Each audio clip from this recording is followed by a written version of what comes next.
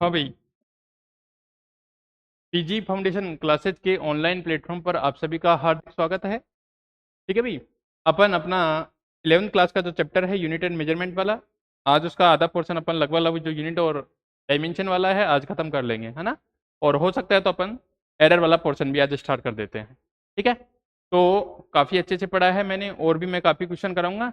आज जो अपना थर्ड एप्लीकेशन चल रहा था, ठीक है ना, कि विभिन्न भौतिक राशियों के मध्य सूत्र या संबंध स्थापित करना। ठीक है, तो आज वो करते हैं, एक दो क्वेश्चन और करते हैं उसकी न्यूमेरिकल प्रॉब्लम्स, और बाकी उसकी देखो हर डायमेंशन लिमिट अपने जो एप्लीकेशन पढ़ा इसका, इन सब का क्या है, एक लिमिटेशंस होता है। जैसे तुमने देखा कि जो अपना के कांस्टेंट आ रहा था, नियतांक, उसके बारे में ये कोई जानकारी नहीं देता है, और बाकी और भी मैं लिखाऊंगा। ठीक है, तो अपन क्वेश्चन से स्टार्ट करते हैं। तो क्वेश्चन लिखिए भाई, लिखना भाई क्वेश्चन। देखो, ध्वनि के लिए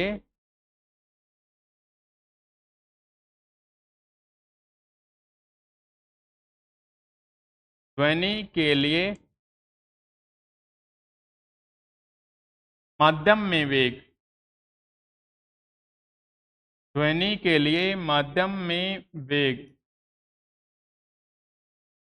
स्मॉल वी, ठीक है, स्मॉल वी वायुमंडलीय दाब, ध्वनि के लिए माध्यम में वेग स्मॉल वी वायुमंडलीय दाब P तथा माध्यम के घनत्व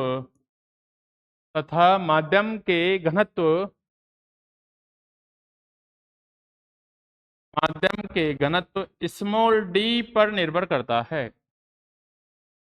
d पर निर्भर करता है, d पर निर्भर करता है। तो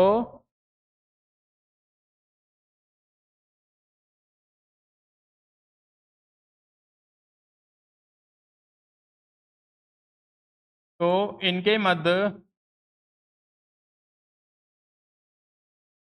संबंध स्थापित कीजिए।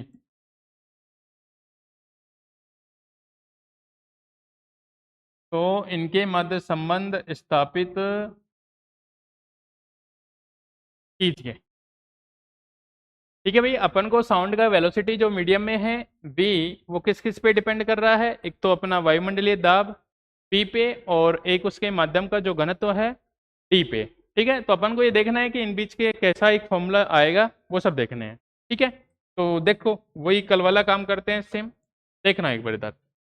अपन क्या बोलते हैं कि जो भाई v है वेलोसिटी, ठीक है, v क्या है, वेलोसिटी, जो किस किस पे डिपेंड कर रहा है, एक तो p पे और एक किस पे, d पे। अब अपन को ये पता नहीं है कि ये कौन सी पावर पे डिपेंड करेगा, हाफ पे करेगा, माइनस हाफ पे करेगा, 1 पे करेगा, 2 पे करेगा, 3 पे। तो अपन इनको जनरल मान लेते हैं भाई कि p की पावर हो सकता है 1 हो, है ना, तो मैं इसको a बोल देता हूँ, d की पावर हो सकता है कुछ भी हो तो उसको b बोल देता हूँ, कोई दिक्कत नहीं है। इसके बाद मैं क्या करता हूं, जब मान लो समानुपाती का चिन्ह हटाऊंगा तो देखो एक क्या आएगा, कांस्टेंट आएगा, इधर एक कांस्टेंट आएगा, उस कांस्टेंट को मैं k लिखता हूं यहाँ पे, ये बनेगा कितना pa और ये बनेगा कितना db। इसके बाद क्या करना है अपन को, दोनों तरफ जिन जिन क्वांटिटी दे रखी है उनकी डायमेंशन लिख दो। ये v की डायमेंशन आएगी, k के बारे में ये कुछ नहीं बोलता, इधर p की डायमेंशन आएगी उसकी पावर a हो जाएगी, इधर d की डायमेंशन आएगी उसकी पावर b हो जाएगी। ठीक है, अपन ने कल भी पढ़ा था, ये दाब है और ये क्या है, घनत्व है, जो मैंने कल बताई थी डायमेंशन, फिर से बता देता हूं भाई। P इक्वल टू होता है force upon area, P equal to होता है फोर्स अपॉन एरिया होता है भाई। फोर्स क्या होता है बताओ, m1 L1 T माइनस कितना 2, और एरिया कितना होता है भाई L2। ठीक है, तो यहाँ से तो P का डायमेंशन क्या निकल के आ जाएगा भाई, यहाँ से P का डायमेंशन m1 L माइनस 1 और T माइनस कितना 2। इसी प्रकार डेंसिटी को पढ़ा था अपन ने, D इक्वल टू कितना होता है m अपॉन वी, यहाँ होता है m और ये होता है v। ठीक है, कैपिटल V लिखा मतलब ये वॉल्यूम है, ऊपर क्या है, मास है। ठीक है, तो मास के लिए क्या आ जाएगा भाई, m की पावर कितना 1 और ये एल क्यूब बन जाएगा। तो इसकी डायमेंशन कितनी निकल के आएगी अपने पास, m1 और एल -3। ठीक है, पहले भी निकला थी, अभी मैंने बता दी। अब इनकी डायमेंशन यहाँ रख दो, वेलोसिटी के अपन जानते हैं, वेलोसिटी की डायमेंशन होती है एल टी माइनस कितना 1, ये बन जाएगा कितना के, यहाँ बनेगा कितना पी, पी की जगह दाब, दाब कितना हो जाएगा बताओ, दाब हो जाएगा अपने पास m1 l-1 और t माइनस कितना 2, इसका ए हो जाएगा। डेंसिटी कितना हो जाएगा भाई, m कितना 1, l माइनस कितना 3 और t को अपन लिख सकते हैं 0, ये कितना है भाई d। अब ये जो पावर है इससे सबके ऊपर अंदर आ जाएगा। ठीक है, तो यहाँ से क्या लिख सकता हूँ, l t माइनस कितना 1, इधर कितना लिखूंगा k, और ये कितना आ जाएगा m की पावर a बन जाएगा, l की पावर -a, t की पावर -2a बन जाएगा। यहाँ से ये कितना बन जाएगा, m की पावर b, l की पावर -3b और t की पावर 0, तो 0 से होके 0 हो जाएगा, 1 बन जाएगा। अब देखो सेम बेस हो गया m m, तो ये पावर आपस में क्या हो जाएंगी, ऐड हो जाएंगी। यहाँ देखो लिखना चाहो तो लिख सकते हो m की पावर 0 l1 और ये कितना है t-1। ठीक है, तो ये कितना बनेगा k और यहाँ बन जाएगा m की पावर कितना a प्लस b, इसमें l है -1, इसमें 3b, तो l हो जाएगा -a, उधर बन जाएगा -3b। टी की ओनली टी की पावर कितनी है -2 है, इधर कोई पावर नहीं थी तो ऐसे ही लिख दिया मैंने, कोई दिक्कत नहीं है। अब देखो, अब अपन इनकी क्या करेंगे, तुलना करेंगे भाई।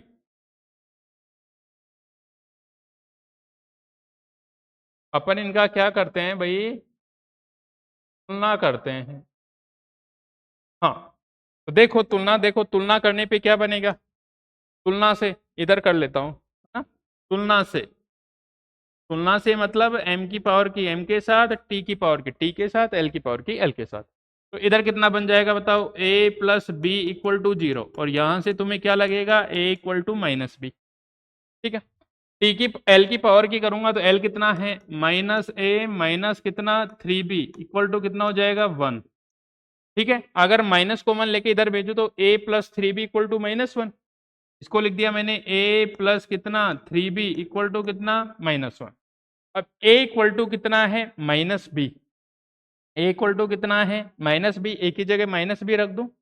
ठीक है, इधर देखो मैंने a की जगह रखा -b, a की जगह रखा -b, तो ये -b बना, और प्लस कितना 3b इक्वल टू कितना -1, इसमें से मैं घटाऊंगा तो कितना बनेगा 2b, 2b इक्वल टू -1, तो b इक्वल टू कितना -1 बटा 2। एक वैल्यू तो अपने पास ये निकल के आई कि b का मान कितना आएगा -1/2 आएगा, b का मान कितना आएगा -1/2। अब देखो, या तो b का मान यहाँ पे रख दो या फिर t की तुलना कर लो, या तो b का मान यहाँ पे रख दो या t की तुलना करता हूँ तो -2a इक्वल टू कितना है बताओ -1, तो a इक्वल टू कितना हो जाएगा हाफ, यहाँ से भी हाफ निकल के आएगा और यहाँ इसको रखेंगे तो भी हाफ निकल के आएगा। अपने पास दो ही क्वांटिटी थी a और b, a का मान कितना आया भाई प्लस में हाफ और b का मान कितना आया -हाफ। ठीक है, वैल्यू रखता हूँ इनकी, तो ये बना अपने पास v इक्वल टू कितना k, हाँ, p का मान कितना हाफ और d का मान कितना -हाफ, तो ये v बना कितना भाई k, यहाँ लिखा p की पावर हाफ, यहाँ लिखा d की पावर कितना हाफ, इसको ऐसे लिख सकता हूँ k, दोनों की पावर लिख दो एक साथ, कितनी हो जाएगी हाफ, और हाफ को क्या बोलते हैं अंडर रूट बोलते हैं, हाफ को क्या बोलते हैं under root, p upon d, ये फॉर्मूला निकल के आएगा अपने। ठीक है, कोई दिक्कत नहीं है ना, तो इसको नोट कर लो एक बार, इतना फास्ट हो सके।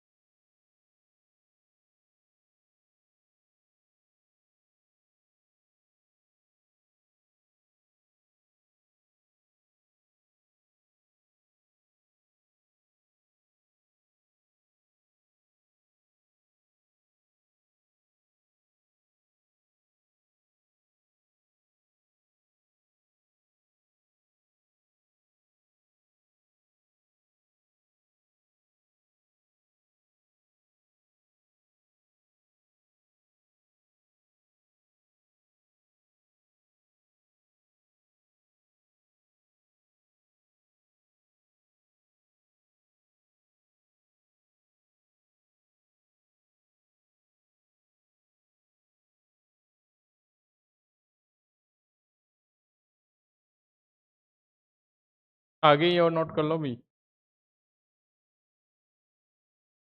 दोनों की वैल्यू रख दी, ए की प्लस हाफ बी की माइनस हाफ, दोनों का रूट लिख सकता हूँ, इसको नीचे ला के प्लस कर दिया मैंने और दोनों को एक साथ लगा दिया तो रूट बन गया। अब ये के बारे में कुछ नहीं बोल रहा, के का मान कितना है, कमी तो यही है।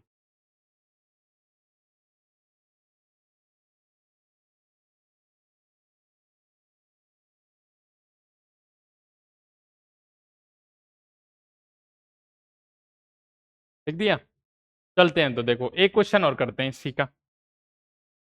देखो लिखना क्वेश्चन, फिर इसकी कमी के बारे में जानेंगे अपन। लिखो, स्टोक्स के नियम के अनुसार, अपन आगे पढ़ेंगे भाई इसको ना, स्टोक्स के नियम के अनुसार, स्टोक्स के नियम के अनुसार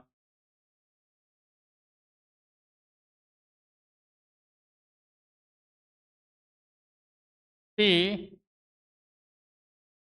स्टोक्स के नियम के अनुसार किसी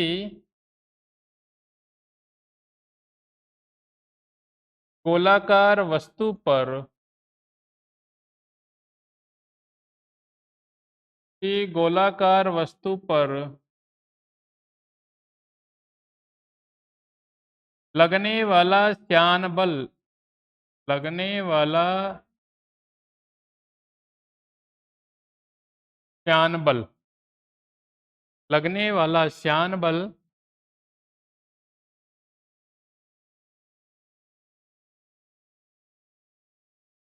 माध्यम के श्यानता गुणांक,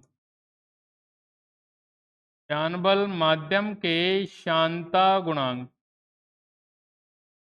ईटा, बताऊंगा इसके बारे में भाई, माध्यम के श्यानता गुणांक ईटा, गोलाकार वस्तु की त्रिज्या, गोलाकार वस्तु की त्रिज्या स्मॉल आर तथा उसके सीमांत वेग के सीमांत वेग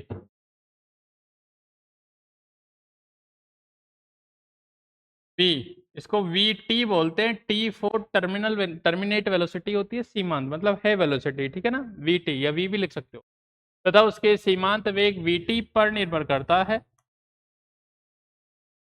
ये एनसीईआरटी का क्वेश्चन है भाई, पर निर्भर करता है, तो इनके मध्य, इनके मध्य सूत्र या संबंध स्थापित कीजिए, सूत्र या संबंध स्थापित कीजिए।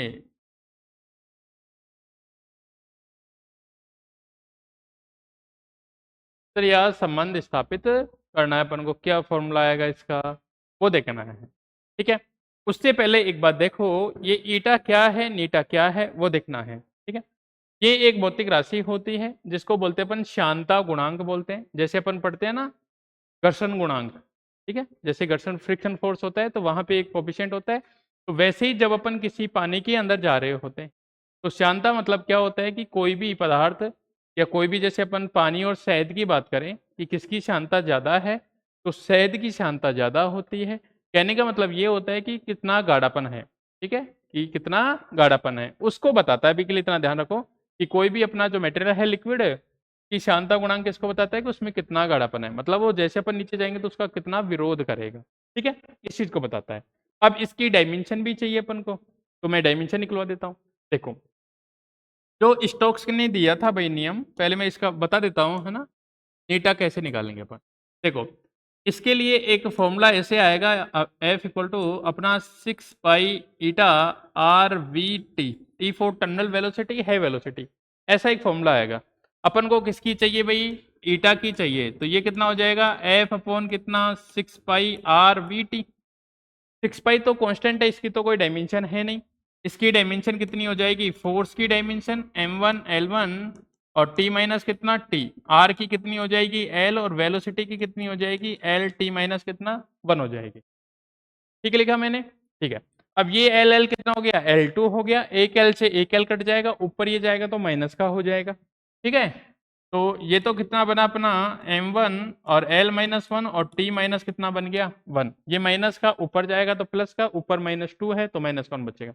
तो अभी के लिए तो इतना ही ध्यान रखो कि इसका डायमेंशन कितना होता है, इतना होता है, m1 l माइनस 1 और t माइनस 1 होता है। ठीक है, बाकी अपन आगे इसको और पढ़ेंगे अच्छे से। तो मैं साइड में लिख देता हूँ, हाँ?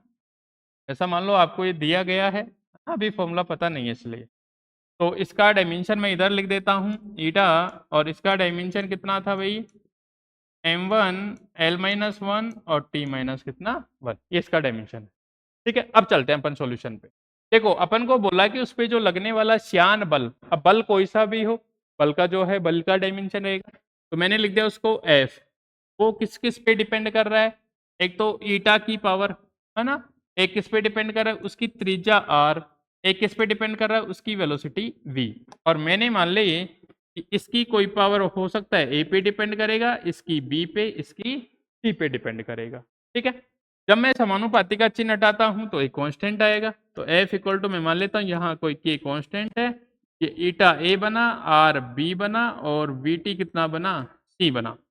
अपन को डायमेंशन लिखनी है तो इधर F का डायमेंशन, इधर k का तो कुछ नहीं बोलता ये, इधर ईटा का डायमेंशन उसकी पावर a, इधर r का डायमेंशन उसकी पावर b, इधर vt का डायमेंशन उसकी पावर कितना c।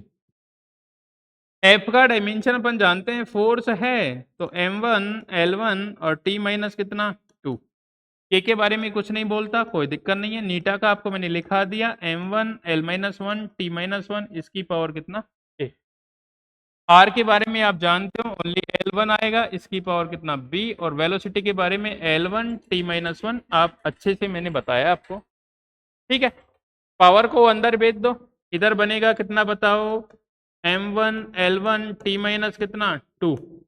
ठीक है, कोई दिक्कत नहीं है, पावर अंदर आएगा तो देखो क्या बनेगा, इधर बनेगा कितना एम ए एल माइनस ए और टी माइनस कितना ए, इधर बनेगा बी, ये बनेगा कितना एल बी, और इधर बनेगा कितना सी, तो एल सी और टी माइनस कितना, कोई दिक्कत नहीं है। ठीक है, यहां तक कोई दिक्कत नहीं है।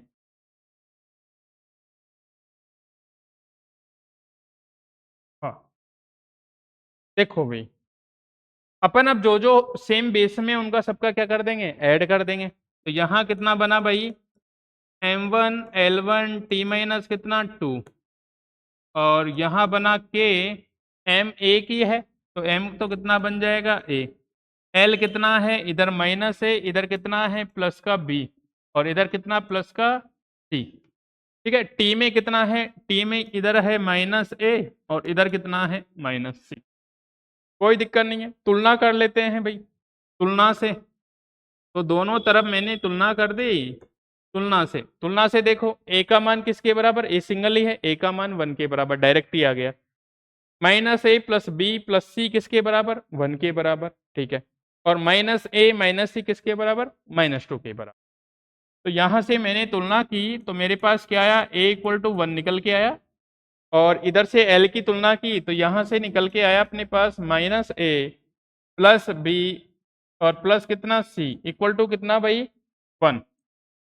ठीक है, a का मान मैं यहां रख देता हूं, a का मान ऊपर से मैंने यहां रखा, ये बना कितना -1 b plus C equal to 1, पक्षांतरण किया तो b प्लस सी बना भाई कितना 2 बना, b प्लस सी कितना बना 2 बना। ठीक है, इसकी t की कंपेयर की तो -a plus C equal to -2, टी की मैंने कंपेयर की तो -a minus c equal to कितना बना भाई -2 बना। a की वैल्यू ऑलरेडी आगे कितनी है 1, वैल्यू रखी मैंने कितना -1 माइनस सी इक्वल टू कितना -2 minus c equal to -2 plus कितना 1 बचा, एक ऐड होके -1 बन जाएगा, तो माइनस सी इक्वल टू कितना -1, सी निकल के आ गया 1।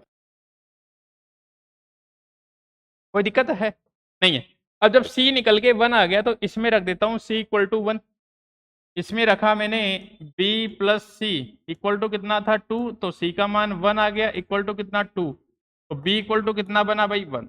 मतलब तीनों के ही मान कैसे आ गए 1 1 आ गया, a भी 1 आ गया, b भी 1 आ गया और c भी 1 आ गया। अगले पेज पे चलते हैं, मान रख देते हैं इसका कितना f, f कितना था भाई k, नीटा भी 1, r भी 1 और ये भी कितना 1, तो ये बन जाएगा कितना k नीटा आर बी टी। के बारे में कुछ नहीं बोलता ये, जबकि इसका एग्जैक्ट जो फॉर्मूला पढ़ेंगे ना अपन वो ये वाला पढ़ेंगे, एफ इक्वल टू कितना 6 पाई नीटा आर वी टी। तो ये जो 6 पाई है ना ये के की वैल्यू होती है जो प्रैक्टिकल से निकाली जाती है, प्रैक्टिकली वैल्यू है ऐसे नहीं निकाल सकते, तो डायमेंशन तो इसके बारे में कुछ नहीं बोलता। ठीक है, तो ये नोट करो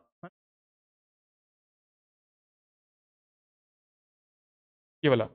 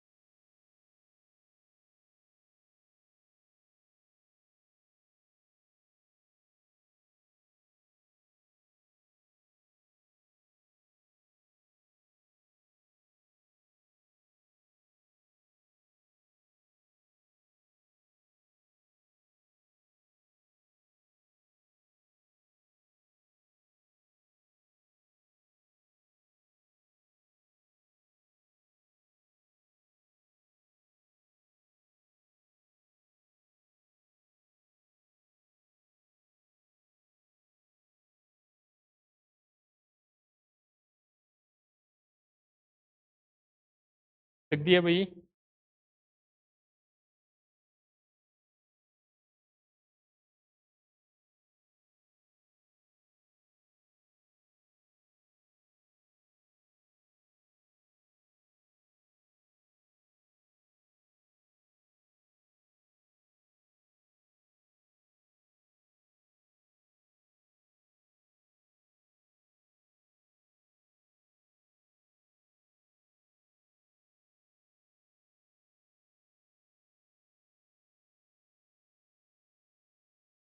ये और लिख दो ना, एग्जैक्ट फॉर्मूला तो ये होता है, लेकिन अपन के बारे में अभी कुछ नहीं बोल रहा। अपन जब भी एग्जैक्ट जब पढ़ेंगे अपन शांता गुणांक वगैरह तो अपन डिस्कस करेंगे इसका अच्छे से।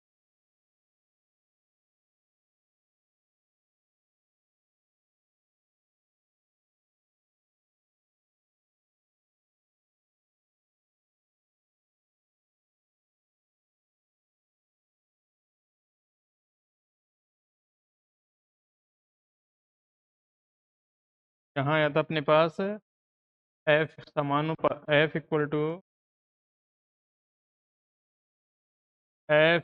टू ये आया था अपने पास कितना के नीटा की पावर 1 आर की पावर 1 और वी टी की पावर कितना 1, तो एफ इक्वल टू कितना बन गया के नीटा आर वी टी। ठीक है, कोई दिक्कत नहीं है यहाँ तक। तो ये एप्लीकेशन थी अपनी, 3 एप्लीकेशन आपने काफ़ी क्वेश्चन किए, और मैं क्वेश्चन शीट दूंगा ना, शीट के अंदर काफ़ी क्वेश्चन मिलेंगे। बाकी अगर अपने एग्जाम में आता है तो इन सबसे बाहर नहीं जाता है, ठीक है ना, यहाँ तक। बाकी अगर नीट वीट का भी होता है तो मैं थोड़ा और एडवांस करवाने की कोशिश करूंगा, सीट के अंदर भी बाकी अदर भी, है ना। बाकी इसमें से भी काफ़ी क्वेश्चन मिल जाते हैं इस टाइप के, ठीक है। अब अपन देखो इसकी बात कर लेते हैं कमियों की, ठीक है। तो हेडिंग लिखोगे आगे,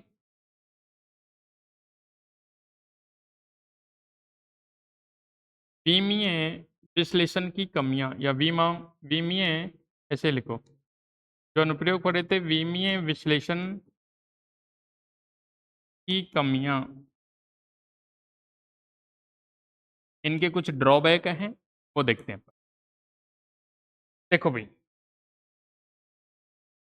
अपन ने इतने क्वेश्चन किए, काफी क्वेश्चन किए, तो पहला ड्रॉबैक तो आपके सामने ही है कि ये जो भी अपना कोई कांस्टेंट आएगा, शुद्ध संख्या आएगी, शुद्ध अनुपात आएगा, उसके बारे में ये कोई जानकारी नहीं देता। कहने का मतलब ये नियतांक के बारे में कोई जानकारी नहीं देता है, ठीक है। पहली चीज क्लियर हुई। दूसरी चीज ये बताना, अपन ने इतने क्वेश्चन किए, अपन ने ओनली चर्चा किसकी की, एम एल टी की। किसकी चर्चा की, एम एल टी की। अगर मान लो कोई ऐसी संख्या, ऐसी अपनी भौतिक राशि आ जाए जो 3 से ज्यादा क्वांटिटी पे डिपेंड करे, इतने पे, 3 से ज्यादा क्वांटिटी पे डिपेंड करे, तो लेकिन अपन तो किसकी लिख रहे हैं, ओनली एम एल टी का लिख रहे हैं। तो एम एल टी लिखेंगे तो यहां से ऐसे लिखेंगे, अगर मान लो वो 3 से ज्यादा पे डिपेंड कर गई, 3 से ज्यादा, जैसे एम पे भी डिपेंड कर गई तो उसकी पावर ए आएगी, ठीक है। एल पे भी डिपेंड कर गई बी आएगी, और टी पे भी डिपेंड कर गई सी आएगी, और किसी पे डिपेंड कर गई तो डी आएगी, है ना, इस टाइप से आएगी, ठीक है। अगर 3 से ज्यादा पे डिपेंड कर गई वो, ठीक है, तो तब क्या होगा, देखो यहां से अपनी अलग अलग इक्वेशन बनेगी। एक तो ए इक्वल टू जैसे 1 बनेगा, और यहां से बी इक्वल टू कितना 1 बनेगा, और सी इक्वल टू कितना 1। लेकिन अपन को डी के बारे में जानकारी कहां से मिलेगी, डी के बारे में कहां से जानकारी मिलेगी, नहीं मिलेगी। जितने वेरिएबल होते हैं उतने ही इक्वेशन होनी चाहिए, चार वेरिएबल तो अपन को 4 इक्वेशन होनी चाहिए, तब जाके अपन को वैल्यू निकलेगी, ठीक है। अगर ये 4 हैं तो अपन के पास कितनी इक्वेशन होनी चाहिए, 4 इक्वेशन, तब जाके वैल्यू निकल पाएगी, ठीक है। जैसे देखो अपने पास मान लो ऐसे हो, x plus y plus z equal to 1, और इधर आ जाए एक्स प्लस वाई, ठीक है, इक्वल टू कितना आ जाए, 2 आ जाए, x plus y equal to कितना आ जाए, 2 आ जाए, ठीक है। और इसी प्रकार अगर ऐसे हो एक्स प्लस वाई, 3 वेरिएबल है ना, तो अपन को 3 इक्वेशन चाहिए, जब जाके अपन इनका क्या करेंगे, वैल्यू डिफाइन करेंगे। 3 वेरिएबल है तो अपन को 3 इक्वेशन चाहिए, तब जाके अपन इनकी क्या निकाल पाएंगे, वैल्यू निकाल पाएंगे, ठीक है। अदरवाइज इनकी वैल्यू अपन नहीं निकाल सकते। देखो यहां से रख के जेड की वैल्यू निकाल लोगे, लेकिन फिर एक्स वाई रह जाएगा, फिर क्या रह जाएगा, एक्स वाई। तो जितने अपन के पास ये होते हैं वेरिएबल, उतनी ही इक्वेशन होनी चाहिए। अगर ये ज्यादा पे डिपेंड कर गया, 3 से ज्यादा पे, तो यहाँ तो अपन 3 ही पढ़ रहे हैं, एम एल टी, तो 3 इक्वेशन तो मिल जाएगी, लेकिन ये वाली इक्वेशन नहीं मिल पाएगी, तो इससे अपन इसका मान नहीं निकाल सकते, ठीक है। तो ये उन्हीं के लिए वैलिड होगा कि जो भौतिक राशि ओनली एम एल टी पे डिपेंड करे, ठीक है। अगर उससे ज्यादा पे डिपेंड कर गया तो उसके बारे में अपन कुछ नहीं कह सकते, ये क्या करेगी, उसके बारे में कुछ नहीं बोलेगी, ठीक है। 2 ड्रॉबैक हो गए। तीसरा ड्रॉबैक ये है इसका कि ये लॉग एक्सपोनेंशियल फंक्शन, मतलब ई की power tan theta, ten sine cos, इनके बारे में भी कोई जानकारी नहीं देता है। अगर कोई भौतिक राशि ऐसी है जिनमें ये है, तो उनको अपन इसके द्वारा संबंध या सूत्र स्थापित नहीं कर सकते हैं। चौथी बात ये है, अगर कोई फिजिकल क्वांटिटी जैसे s equal to u t plus कितना हाफ ए टी स्क्वायर, जिसमें एक से ज्यादा पद हैं। अभी तक अपन ने जो फॉर्मूले ड्राइव किए थे, सारी चीजें पढ़ी थी, ओनली एक पद वाली के लिए पढ़ी थी। अगर कोई क्वांटिटी जैसे विस्थापन, ये समीकरण होता है s equal to u t plus कितना हाफ ए टी स्क्वायर, तो अगर एक से ज्यादा पद हैं उसमें, तो उसको भी इसके द्वारा अपन उत्पन्न नहीं कर सकते, उसमें संबंध स्थापित नहीं कर सकते, ठीक है। ये इसकी 4 कमियां हैं। पहली कमी तो क्या, नियतांक के बारे में कोई जानकारी नहीं देती, कांस्टेंट के बारे में कुछ नहीं बोलता। सेकंड क्या, अगर कोई भौतिक राशि एम एल टी से अधिक भौतिक राशि पे डिपेंड करती है, मतलब 3 से ज्यादा भौतिक राशि पे डिपेंड करेगी, तो उनके मध्य सूत्र संबंध स्थापित अपन नहीं कर सकते हैं। तीसरी बात क्या हो गई, एक्सपोनेंशियल फंक्शन, साइन, कोण, त्रिकोणमितीय फलनों के बारे में कोई जानकारी नहीं देता है। और चौथा क्या, अगर कोई भौतिक राशि में एक से ज्यादा पद है, तो उसके लिए अपन सूत्र संबंध स्थापित नहीं कर सकते, ठीक है। तो लिखो, लिखना भाई।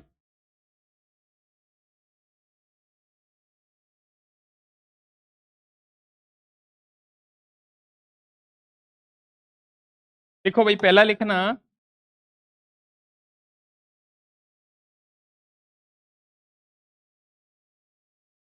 बीमीय विश्लेषण द्वारा शुद्ध संख्या तथा शुद्ध अनुपात, शुद्ध अनुपात, शुद्ध संख्या तथा शुद्ध अनुपात अर्थात नियतांक के बारे में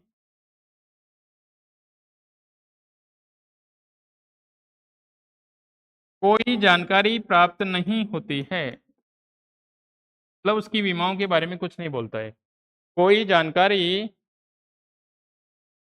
प्राप्त नहीं होती है। और काफी कांस्टेंट ऐसे होते हैं जिनकी डायमेंशन होती है, ठीक है, उनके बारे में कुछ नहीं बोलता। सेकंड क्या होता है, यदि कोई भौतिक राशि 3 से अधिक भौतिक राशियों पर निर्भर करे, भौतिक राशियों पर निर्भर करे, भौतिक राशियों पर निर्भर करें, तो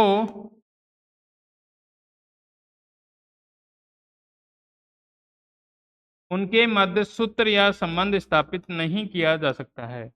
उनके मध्य सूत्र या संबंध स्थापित नहीं किया जा सकता है, नहीं किया जा सकता है, ठीक है। मतलब एमएलटी का ही देखिए, है ना। तीसरा, त्रिकोणमितीय फलन, त्रिकोणमितीय फलन, लॉग तथा चरघातांकीय फलन,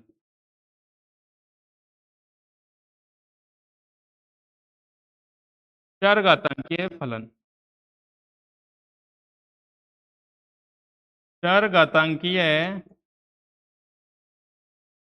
फलनों के बारे में कोई जानकारी नहीं देता।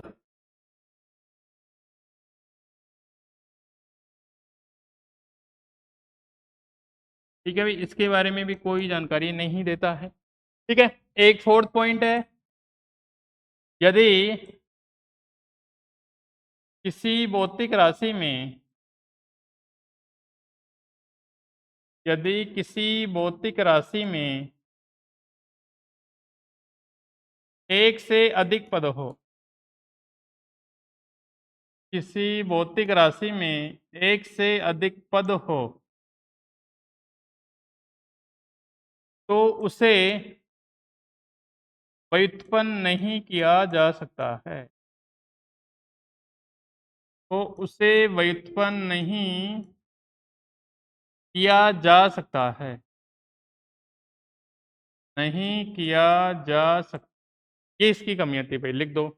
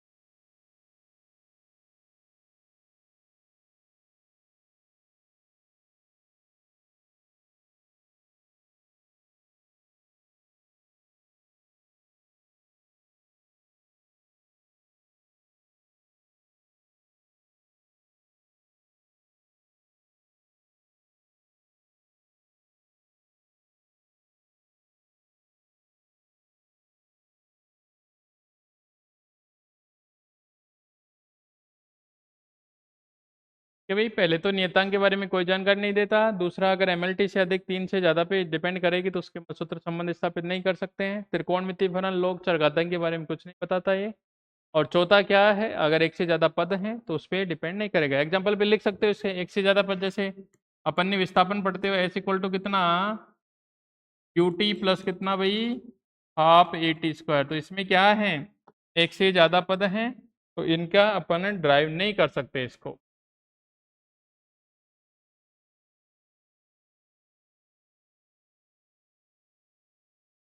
ऐसे समीकरण होते हैं जो, जैसे v equal to u plus a t, इसमें भी एक से अधिक पद है, ठीक है, तो इसको भी ड्राइव नहीं कर सकते हैं। ठीक है भाई, ये अपना आधा पोर्शन लगभग लगभग हो चुका है। ठीक है, अब जो अपना नेक्स्ट टॉपिक आएगा वो मापन में परिशुद्धता और त्रुटि का आएगा। ठीक है, वो अपन नेक्स्ट लेक्चर में पढ़ेंगे, है ना। ठीक है, ओके।